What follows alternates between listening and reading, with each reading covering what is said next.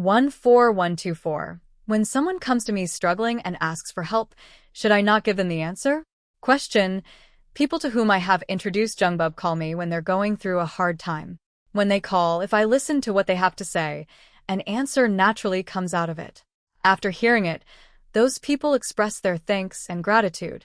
But when I mention this to the mentor I meet with, he says, "Why are you giving those people answers? Don't give them answers." I said, "Is that so?" But in my own thinking, when someone talks to me because they're struggling and I say something like, "Shouldn't you try it this way?" about the difficult part, they thank me and go work on it for a while, but then when it gets hard again, they call again and it just keeps repeating like that. I'm being told not to give answers, so I asked whether it's really right not to give that person an answer since they're talking to me because they're struggling, and I told him I couldn't clearly tell which was right. What this means is that I become a drifting fortune teller. A drifting fortune teller leaves no mark. If a word or two happens to help a little, all you get is a single thank you. The work was never done completely. From now on, do it completely. When I give a teaching, I give it to the person who has come to consult with me, telling them to listen diligently for 100 days, and through listening to those words, they must reach attainment, Songbul. That's what I'm telling you to do from now on. When someone calls you like this, you should just tell them, "Consult with me properly," and leave it there. If you go ahead and hand them an answer right there, well, once they've got their answer, that's the end of it. It means they're not really studying, not nearly enough. Because they aren't studying enough, tell them to come to me for a proper consultation by making a request. Whether that's done for free or for payment, for a lot of money or a little, none of that matters. Whether you take money or not is your own skill. Some people work harder precisely because they paid me something, while others, given help for free, treat it as nothing special. That's why none of you, my disciples, should ever use that spiritual power so carelessly. Just because I think, this is the answer, and it's good, doesn't mean it actually is the answer. Only once this person has listened to a certain amount of Jungbub lectures, and then asks a question after having listened, can I give an answer that they're able to truly accept? Think carefully about the teaching I've already given you. Become a counselor. Even if you know the answer, stay quiet and don't say it. Then, if they keep talking to you, tell them to come get a proper consultation with me. So you tell them to, and they say they'll get a proper consultation. From now on, tell them to say everything to you except that one difficult matter, as much as they can. You have to listen to all of it. After you've listened to everything, tell them to listen diligently for 100 days, and by listening for 100 days, almost everything gets resolved. Even if it doesn't fully resolve, 70% of it does. Once it's resolved, asking me a question is a different matter. They'll tell me the good things and the bad things too, and at that point I can simply answer whatever comes up. Apart from someone I've properly given the teaching to, giving the teaching properly means the 100 days. It's only for someone who has diligently listened for the full 100 days that it's fine for me to say anything at all. Whatever they ask, it's fine to answer. But if I gave someone the teaching and told them to listen diligently for 100 days, and they quit partway through, and I still hand them something and call it the answer, I'll get hit for that. That's not how I gave the teaching. So you have to handle people using the correct method. For someone going through hardship and difficulty, you help them do the basic study in the correct way. That's the 100 days. Before the 100 days are done, don't interfere with anything I say. And if someone does about 20 days and quits, that's out. If they talk to me later, do a proper consultation and have them start fresh again, exactly as I've directed, 100 days. When we're going through real hardship, how many days do we go and pray? We do a 100-day prayer. What I'm having people study for 100 days now is the 100-day prayer. If I've promised that I'll do it for 100 days like that, then it counts as going into a 100-day prayer, and what I'm doing is having them study. Why? Because they're going through that very thing right now without understanding it. That is the 100-day prayer. I will unconditionally grant attainment.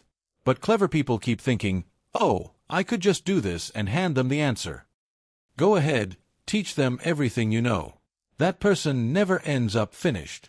Even if something seems to get a little better, it doesn't end. Something bad comes along again. And if you keep letting bad things keep coming, who has to take that punishment? I do. There's no need to curse the master over it. If you do exactly as the master's teaching says, no one will ever be able to say it happened because of the master. But if you do it your own way, you're the one who gets punished, because why would you misuse it like that? That's how it works. So, from now on, get a proper consultation. You can't go without it. A disciple has no younger siblings, no parents, no children.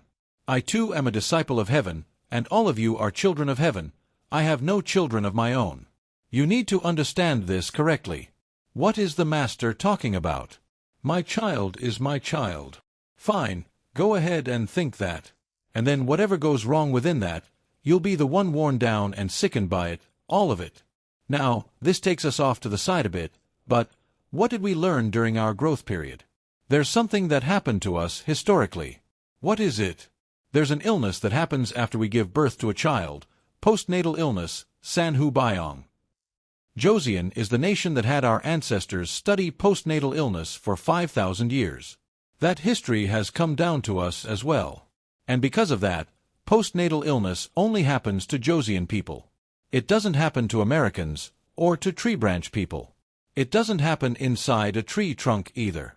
Even living inside a tree trunk, postnatal illness follows depending on what percentage of Joseon blood you've received.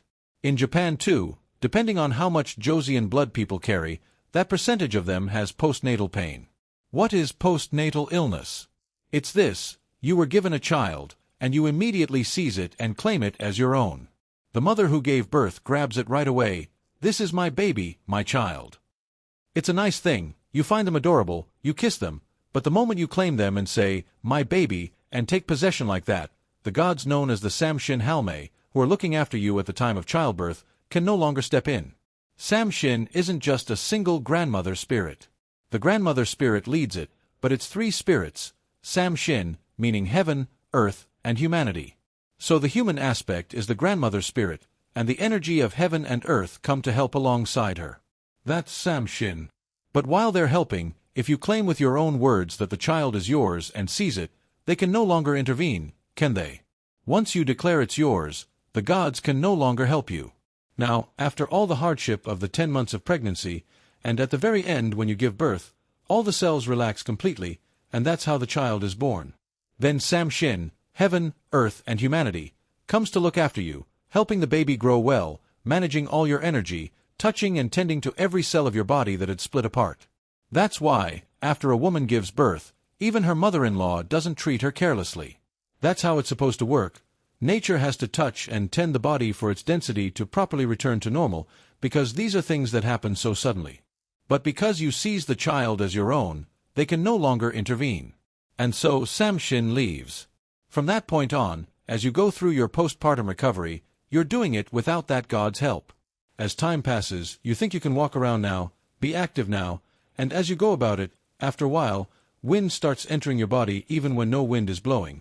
The density was never properly restored. This is how postnatal illness becomes the root of all illness in these women. This is what's happening now. Once the Samshin grandmother spirit has left, we're left struggling on our own, trying to raise our children, and the children give us such a hard time that we don't know what to do anymore, and we start to lose our minds over it. The children go astray. That's why, from the era of ancient Greece onward, in every ancient religious practice, as soon as a child was born, on a certain day they would hold a rite and offer the child up there. Because the child isn't yours, you dedicate it to the divine. You offer it and say, "Thank you, I will raise this child diligently, and in return you're granted the right to raise it. Since I'll be the one supporting you from behind, I will give you strength." That's how it works. You receive the power of nature and raise your child with it. That's how it was meant to be from the start. You don't raise a child however you please. If you study the true nature of human beings, this is what comes out. A human being isn't just an animal body. A spirit called the soul is joined to it, and it's because of that union that we're human, which means this soul is itself divine. Can you really treat a god however you please just because you call it, my baby? That principle is built right into this. This isn't really the time to go into this study, but since I'm trying to unpack a little of it in a short time, even if it sounds a bit strange, just take it in for now. That's how it came to be that the heavenly descendants originally had postnatal illness. And that's also where the folk logic came from, that having one more child makes the postnatal illness go away. Well, you could just have one more child, that's fine. But if, after having that child, you still fail to realize this, and you never come to recognize before nature that, this child is not my own, I have been granted the right by the divine to raise them, and you never actually act on that recognition, then having 2 children is useless, having 3 is useless, having 30 is useless.